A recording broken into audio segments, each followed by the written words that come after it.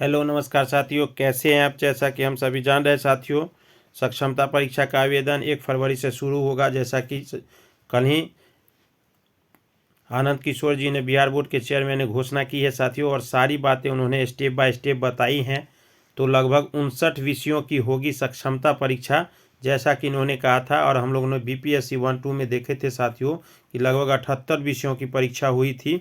तो इसी के अंतर्गत जो है आज का वीडियो सक्षमता परीक्षा पर आधारित है साथियों, जो राज्यकर्मी से संबंधित है और नियोजित शिक्षकों की जो काफ़ी लंबे समय से मांग थी। हालांकि बहुत सारे संघ संगठनों ने केस किया है। हालांकि साथियों कुछ अच्छे तरीके से कोई काम होना चाहिए। 20 वर्षों का लंबे इंतजार के बाद राज्यकर्मी की बातें आ रही है, जो अभी चुनावी माहौल है, और सरकार को और शिक्षक समाज को भी चाहिए कि किसी तरह यह हल निकलना चाहिए। तो जैसा कि हम समझ रहे हैं 1 से 15 तारीख तक साथियों परीक्षा का फॉर्म भरा जाएगा। जैसा कि हम लोगों ने पिछले वीडियो में देखा था, आज से जो महत्वपूर्ण निर्देश जारी किए गए हैं आज हम उसकी बात करेंगे। कोई भी शिक्षक हमारे साथी नहीं छूटे। जैसे एनआईओ से जितने भी शिक्षक हैं उनके पास कोई ऑप्शन नहीं है राज्यकर्मी के अलावा, सक्षमता परीक्षा के अलावा, क्योंकि वो बीपीएससी में टीआरई में भर ही नहीं सकते हैं, उनको बाहर कर दिया गया है। 1 to 5 में बीएड वाले को बाहर कर दिया गया है। तो इस तरह से इस मौके को छोड़ना उनके साथ आत्मघाती होगा साथियों। जैसा कि हम लोगों ने अभी देखा है कि बीपीएससी से बहाल शिक्षकों का जो एनपीएस का वेतन पैसा आया साथियों, वो लगभग 8,000 से लेकर 11,000 के बीच में आया सभी कोटि का। तो ये सारी नुकसान नियोजित शिक्षकों को हो रहा है। ईपीएफ आपका जो कम मिल रहा है वो बंद हो जाएगा साथियों, और उसके बाद एनपीएस। तो इसके लिए सक्षमता परीक्षा देना जरूरी है। थोड़ी समस्या है वैसे साथियों को, जो कम सीबीटी एग्ज़ाम नहीं दे पा रहे हैं, नहीं दिए हैं, तो उसको भी थोड़ा देखना होगा। आइए चलते हैं, वीडियो लंबा हो जाएगा साथियों। तो सबसे पहले देखते हैं 59 विषयों की होगी सक्षमता परीक्षा। आनंद किशोर ने घोषणा की और इसके संबंध में कई निर्देश जारी किए। एडमिट कार्ड का सत्यापन डीओ से होगा। आवेदन आज से होगा 1 फरवरी से साथियों, और उसके साथ शपथ पत्र भी देना होगा, जैसा कि इन्होंने कहा है। और क्या कुछ है इसमें, सारी बातें हम लोग आज के इस वीडियो में बात करेंगे। और जो भी हमारे शिक्षक साथी भाई बहन इस वीडियो को देख रहे हैं, अभी तक चैनल को सब्सक्राइब नहीं किए हैं तो ज़रूर कर ले साथियों। समय की कमी है साथियों, नहीं तो सक्षमता की तैयारी हम लोग साथ में मिलकर करते। लेकिन चलिए, अभी अपनी अपनी तैयारी करना ज़रूरी है। तो आइए देरी न करते हुए क्या कुछ कहा गया है।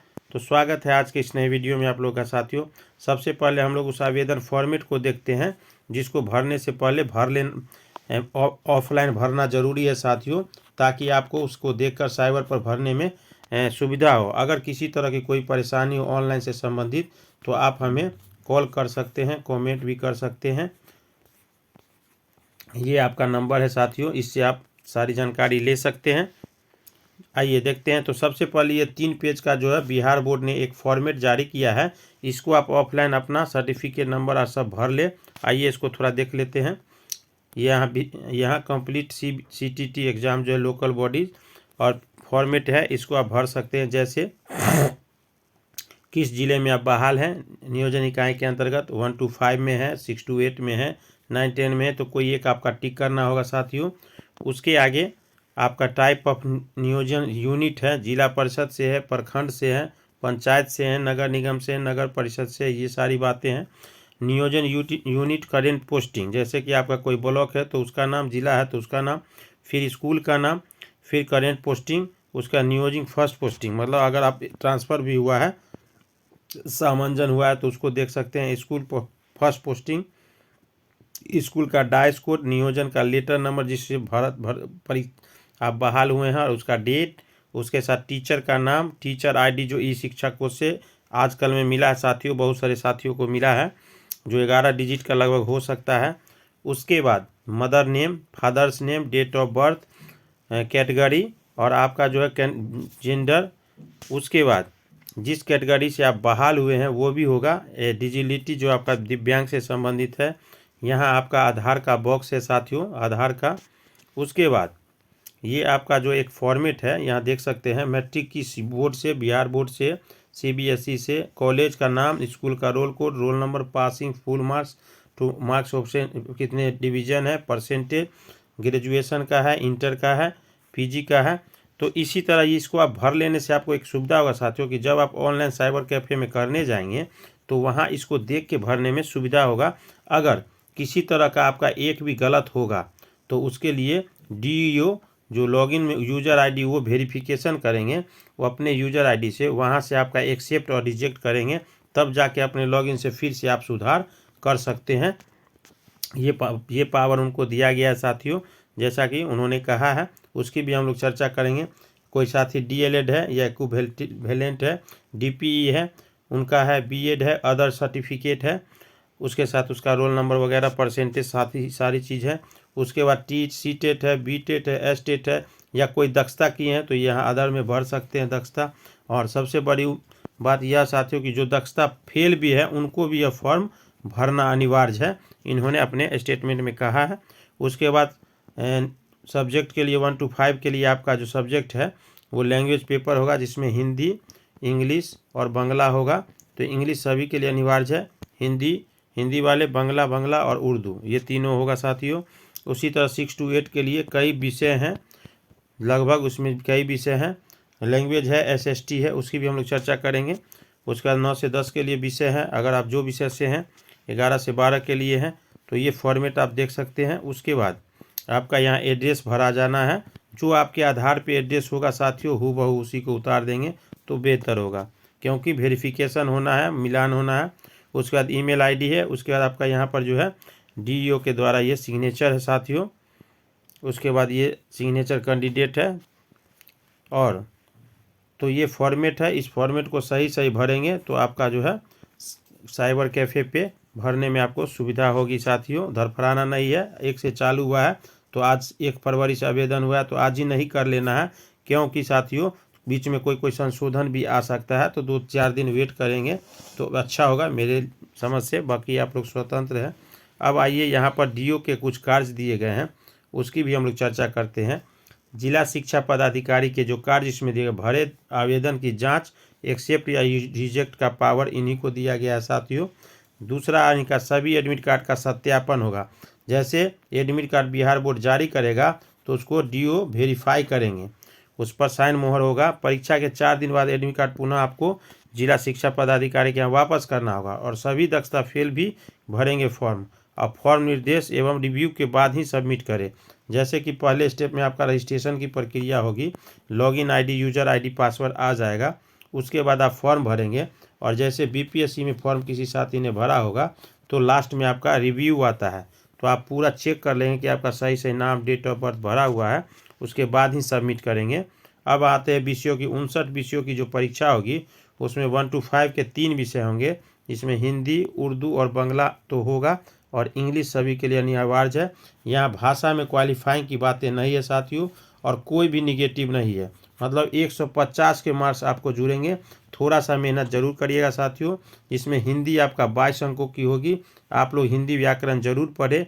8 अंकों की इंग्लिश हो सकती है, तो इस 22 में 20 ले आते हैं। और भी 5 सब्जेक्ट है तो 30-5 से 150 है।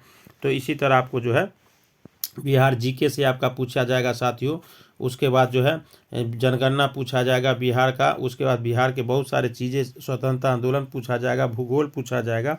तो पास करना आसान है, थोड़ा सा मेहनत करेंगे तो रैंक अच्छा आएगा।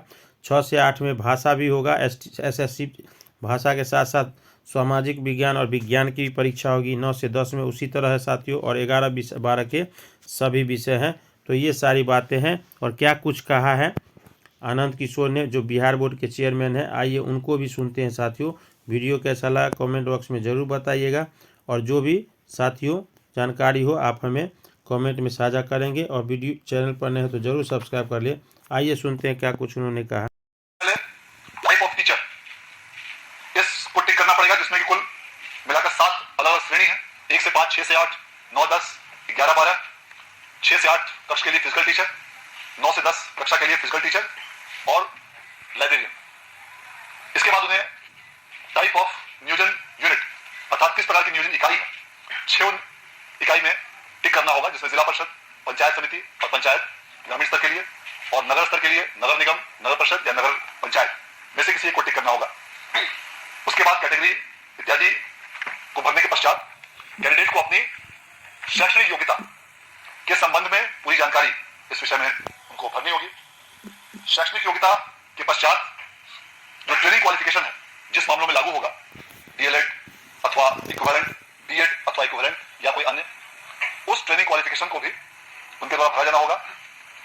और पूर्व में जिस किसी भी प्रकार की टीचर्स एलिजिबिलिटी टेस्ट को विद्यार्थियों को ऐसे नियोजित शिक्षकों ने जिसमें वो अपियर हुए हैं, जिसमें उन्होंने उत्तीर्णता हासिल की है, उन सबों की विवरणी भी उन्हें लिखनी होगी और उसका जो भी परिणाम रहा हो, क्वालिफाइड रहे हैं या नॉट क्वालिफाइड रहे हैं, उसकी भी विवरणी उनको देना अनिवार्य होगा। इसके बाद उनको सब्जेक्ट, अपना विषय, उसको भरने की आवश्यकता होगी और तत्पश्चात उनकी पोस्टिंग के लिए 3 जिलों का विकल्प समिति द्वारा मांगा जा रहा है और वह 3 जिलों का विकल्प उनको अपने इस आवेदन फॉर्म में भरना अनिवार्य होगा। उसमें से मेधा सह आरक्षण के आधार पर उनको जिलों का आवंटन किया जाएगा और जिलों के आवंटन के पश्चात अगले चरण में उनको विद्यालयों का आवंटन निर्धारित प्रक्रिया के अनुसार उनको किया जाएगा। कुल मिलाकर इसमें 59 अलग अलग प्रकार की परीक्षाएं ली जाएंगी, जिसमें प्राथमिक कक्षा के लिए, कक्षा 1 से 5 के लिए एक परीक्षा होगी, कक्षा 6 से 8 के लिए 8 विषयों की परीक्षा आयोजित की जाएगी। पूर्व में जो विज्ञप्ति प्रकाशित की गई थी उसमें 7 विषयों का उल्लेख किया गया था। उसके अलावा एक बांग्ला विषय भी इसमें जोड़ा जा रहा है, जिसके संबंध में कल अखबारों में विज्ञप्ति प्रकाशित कर दी जाएगी। माध्यमिक विद्यालय कक्षा 9 से 10 के लिए कुल 19 विषय निर्धारित किए गए हैं। इनमें पूर्व से जो 17 विषय अखबारों में विज्ञप्ति में प्रकाशित किया गया था, उन 17 विषयों के अलावा 2 अन्य विषय, अर्थशास्त्र और गृह विज्ञान, को भी आज जोड़ा जा रहा है और इसके संबंध में भी कल तक अखबारों में विज्ञप्ति प्रकाशित की जाएगी। और इसके अलावा 11वीं और 12वीं के लिए 31 अर्थात कुल 59 विषयों में अलग अलग परीक्षा लिए जाने के संबंध में कार्रवाई की जा रही है। जैसा कि पूर्व में ही सूचित किया जा चुका है, यह परीक्षा ऑनलाइन रूप से आयोजित की जाएगी, अर्थात कंप्यूटर बेस्ड टेस्ट होगा और इसकी अवधि 2.5 घंटे की होगी। इसीलिए ऐसे सभी शिक्षक अभ्यर्थी से अनुरोध किया गया है कि वे इस प्रकार की ऑनलाइन परीक्षा हेतु अभी से ही प्रैक्टिस प्रारंभ कर दें और इसके लिए उन्हें कई अलग अलग संस्थानों का विकल्प भी दिया गया है, जिसमें पीटीसी, प्राथमिक शिक्षक प्रशिक्षण संस्थान, डाइट या ऐसे कई विद्यालय हैं जहां पर आईसीटी लैब की स्थापना की गई है। इनमें से कहीं पर भी वो जाकर निर्धारित अवधि जो शिक्षा विभाग द्वारा निर्धारित की गई है उसमें वे कंप्यूटर का प्रशिक्षण ले सकते हैं, ताकि उनको ऑनलाइन परीक्षा देने में किसी प्रकार की कठिनाई नहीं हो। इसके अलावा यह प्रावधान किया गया है फॉर्म भरते समय कि जो भी विवरणी, जो भी हम लोगों ने बताया, यह जब शिक्षक अभ्यर्थी भरेंगे तो विवरणी भरने के पश्चात उन्हें रिव्यू का बटन दिया जाएगा, ताकि वह फॉर्म सबमिट करने के पहले अपने आवेदन पत्र को अच्छी तरह से एक एक फील्ड को देख लें। डेट ऑफ बर्थ, नाम, पिता का नाम, माता का नाम, नियोजन इकाई, कैटेगरी, आरक्षण श्रेणी, डिफरेंटली एबल श्रेणी और अन्य जितने भी फील्ड उनको भरने हैं उसको वो पूरी तरह रिव्यू कर लें और रिव्यू करने के बाद जब वो संतुष्ट हो जाए कि मेरे द्वारा दी गई सारी विवरणी सही है, तभी वो सबमिट बटन पर क्लिक करें और उसके पश्चात फॉर्म भरा जाएगा। यदि किसी कारणवश उनके द्वारा भरे गए फॉर्म में कोई त्रुटि पाई जाती है तो इसके बाद इस फॉर्म की समीक्षा जिला शिक्षा पदाधिकारी के कार्यालय में की जाएगी और डीओ ऑफिस से उस फॉर्म को एक्सेप्ट या रिजेक्ट उसको किया जाएगा। जिस शिक्षक अभ्यर्थी द्वारा सभी विवरणी सही भरी जाएगी और जो इस परीक्षा में बैठने हेतु योग्य होंगे, उनका एप्लीकेशन डीओ कार्यालय द्वारा बिहार बोर्ड को फॉरवर्ड कर दिया जाएगा और तब उसका कैंडिडेचर अंतिम रूप से प्रमाणित माना जाएगा और उसके पश्चात उसे एडमिट कार्ड इशू किया जाएगा। लेकिन यदि किसी अभ्यर्थी के विवरणी में त्रुटि होती है तो यदि वह अभ्यर्थी योग्य है परीक्षा देने योग्य, तो त्रुटि के साथ उसके लॉगिन में वापस डीओ ऑफिस से वह फॉर्म भेज दिया जाएगा और तब उसको मौका दिया जाएगा एडिट ऑप्शन का कि जो भी उसने त्रुटि की है उस शिक्षक अभ्यर्थी के अनुसार उसको वो सुधार करके दोबारा फॉर्म भर सके। और इस प्रक्रिया में यदि किसी प्रकार की कठिनाई हो या कोई उसका रिकॉर्ड सरकारी अभिलेख में परिलक्षित ठीक से नहीं हो रहा हो या कोई अन्य समस्या हो तो वे जिला शिक्षा पदाधिकारी के कार्यालय में संपर्क कर सकते हैं उस समस्या के समाधान के लिए। और पुनः जब वो उस फील्ड को करेक्शन करके दोबारा फॉर्म भेजेंगे तो पुनः डीओ ऑफिस द्वारा उसकी समीक्षा करके उसको एक्सेप्ट या रिजेक्ट किया जाएगा और यह एडिट ऑप्शंस उन कैंडिडेट्स को ही दिया जाएगा जो परीक्षा में बैठने की सक्षमता रखते हैं।